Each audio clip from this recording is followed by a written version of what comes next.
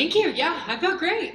I'm excited. I've always taken big risks in my career, and this is the biggest. And, UFC 300 versus Holly Holm, new weight class, new promotion, legend of the sport. I'm all in. I'm excited. You mentioned the weight class. I feel like probably everywhere you go this week, people are saying, how's your weight, how's your weight, how's your weight? I know. How is your weight? Do I need to flex on all y'all? No, I'm just kidding. My weight's good. Everything's dialed in. I have a superb team behind me. Eric Pena, the UFC PI, has been helping out. My chef and nutritionist, Dara, has been making ridiculously delicious meals. So I've been disciplined, I've been dedicated, and it's going to show.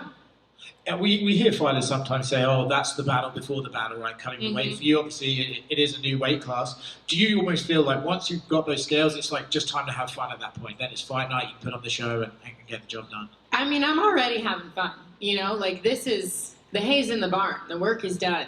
I get to do this. This is a thing that I chose to do. Like, I'm not sitting behind a desk. I'm not, I don't know, a nurse. I'm not a doctor. I'm not a lawyer. This is my job. I'm a fighter. This is what I chose to do, and I'm very blessed to do it. And even the shitty parts, it's all a part of the journey, and it's all shaping me, molding me, and forming me into the best version of myself. So this is all fun for me.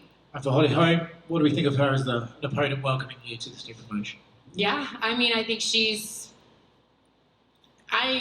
I don't say legend lightly. I think that it takes a special kind of person to be a UFC champion, to be in the top 10 for so long, to stay relevant and to evolve as much as she's evolved. She has a super high fight IQ. She's got excellent footwork. We know that she has a striking background, but she's evolved into a very well-rounded mixed martial artist, and I think she's probably the toughest test in the division for me. So, yeah, right here.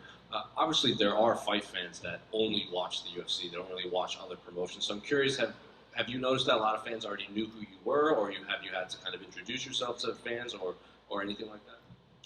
I think it's a mixture of both. There's been a lot of warm welcoming, and a lot of people have shown me a lot of love, and a lot of people are like, who the fuck is that guy? So it is what it is. What do you make of this UFC bantamweight division? Because obviously in PFL, this wasn't your division, like you said. So I guess how closely did you follow the UFC, this division specifically? I mean, I watched. I'm not gonna lie to you. I'm not a avid watcher. Like, if I'm not in the fight, or if it's not a fight that interests me, I probably don't turn the fights on, just because I got 2 kids and I'm in bed at like 9 p.m. every night. But I watched the division. I've been taking notice. I've been keeping my eye on the pulse, and they need a new queen. Well, kind of going off that, Laura Sanko has said, like, you were what the women's division kind of needed. Someone like this. So do you kind of feel like, do you agree with that? Like, the type of fighter like you that is also can speak on the mic and fight like you do is what this division needed? Yeah. I mean, I think that, thank you, Laura. I agree 100%. I concur. Court is now in session. The queen has arrived, and Saturday night's going to be, my coming out party. Everyone's going to be put on notice. So were you already planting the seeds with Rocky? You kind of guys were tweeting back. I mean, I get it. Look, I get it. If I were Rocky, I'd fight, what's her face too? Juliana too. Yeah. Of course I'd be calling for that fight. And there's 2 last quick ones for me, unrelated to your fight. Can I get your thoughts on the main event between Alex and Jamal, and the BMF fight between Max and Justin? Yeah. Well, I don't know Jamal super well, but I've met Alex now, and he's a terrifying individual. So, I'm excited for that one. I think they both have a lot of power, so it's going to be, somebody's going out. And same with Justin and Max. I don't know Max that well, but I've known Justin actually. He was one of the first fighters I met when I signed with the World Series. And he's just crazy, like, in all the best ways. He's every fighter's, like, one of their favorite fighters for a reason. And Max, too. He's beloved by the people and by the fighters, by all of the UFC staff. So you know he's a good human. It's hard to, you don't want anyone to lose that one almost, you know, like it just sucks. But I'm expecting fireworks. Kayla over here. Right here, good to see you again. I was wondering, Ronda Rousey came out with the book. You obviously were on the judo team and obviously roommates. She talked about having concussions throughout her career. Were Yeah. you aware of that or ever given a hint of that back when you guys were competing and around each other?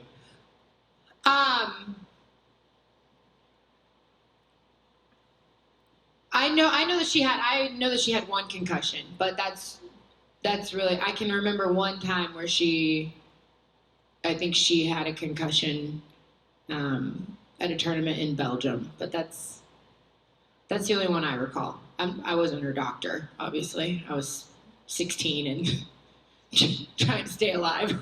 To ask you about your career, how important is it for you to get that microphone potentially after a victory and kind of let everybody know that you are that new face to watch in this promotion? I think it's more important to get my hand raised and to focus on that for sure. But I think you guys all know by now I like to talk a little bit. So, yeah, I mean, I just go with the flow. Like the adrenaline is usually pumping like so much after a fight, it's hard to shut me up. So I'm excited to go talk some shit to Joe Rogan and let him know what's up. It'll be good. Last one. In a dream scenario, does this UFC run culminate in potentially bringing back Amanda for that big title fight? I mean, that would be fantastic. You know, I think that, yeah, I want to fight the best. She's the GOAT for a reason, and I would love for her to come back and get pissed off enough to want to come back. So we'll see what happens. But first things first, Saturday night, Holly Holm. Okay, we have time for 3 more. 1, 2, awesome. Third in the back. Kayla, down here to your right. You gave a glowing review of Holly Holm there and her legendary status and what she's done in the sport. Are you happy to be thrown in at the deep end against such an icon of the sport so early into your career, UFC career? Yeah, I mean, listen, I'm a veteran now. You know, I'm 17 fights in, and yeah, this is it. I don't want to be given easy fights or like I want to get in and I want to be UFC champion by the end of the year. Thank you. Kayla, over here. Hey. You're constantly being compared to Ronda Rousey, and I'm wondering, is that something that you're proud of or something that kind of annoys you, or maybe a little mix of both? Look, Ronda is a pioneer in this sport. She's the whole reason I'm sitting here today. So I'm not gonna take knocks at her or be insulted by it. I think the hardest part is that I'm my own person, right? Like, I don't know. I'm my own person, so we're just different. But I have a lot of respect for her, and I'm grateful for everything she was able to accomplish in this sport and to help grow it for women and shatter ceilings. And now my job is to stand on top of her shoulders and continue to do that. Sir in the back.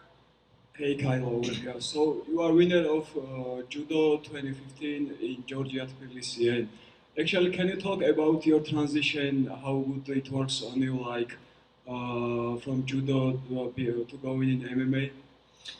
Yeah, it was a big transition, you know, to go from just being thrown and to getting punched in the face is it's a big change really fast. But to be honest with you, I love it. I loved everything about it. Being an expert at something, but a bit beginner all over again, and having to figure out a way to make those two come together was why I loved MMA. And I'm still learning every day, still growing, still getting better, still making changes and adapting and growing. So I always say that judo is my first love, but MMA is my real love. And last one, what's your opinion about Georgian judokas? Oh my God, they're beasts. I love the Georgian team. They're awesome. I remember when I won the Grand Prix or World Cup, I can't remember what it was, in Tbilisi. Yes. There's a little boy, Nico maybe. I gave him my trophy. I would want to find out if he's still doing judo, because it was my tradition to always give my flowers and my trophy to a child in the crowd. So I want to know if he's still doing judo. But all the Georgian guys are like Libertiliani. He's probably my favorite Georgian judoka. Yeah. Thank you so much. Kayla right here. What up, Mike? Not too much. Your manager Ali had an interesting quote this week where talking about your Jesus star power. Christ. Yeah, he said you Don't. you could be Ronda Rousey on steroids. Maybe not the best choice of words. Thanks, Ollie. Yeah. The sentiment behind that comment, though, like in terms of your star power, do you kind of agree you can take things to another level here if you do the run you want to? I hope so. I mean, that's the goal. I don't. Yeah, I mean, I'm not comparing myself to anyone or anything. I'm my own person. I have my own path. I just try and keep walking it every day, one foot in front of the other. And the goal is not to be. I mean, look, of course everyone wants to be a star. The goal is not to be a star. The goal is to be UFC champion and be so fucking good you can't ignore me. And then to use this platform to change the world how I want to, you know? Like, there's steps to it. And really being a star isn't a piece of it. It's something that I guess everyone wants to talk about, but I just want to be so good that you guys have no choice but to call me the queen. Okay, thanks guys.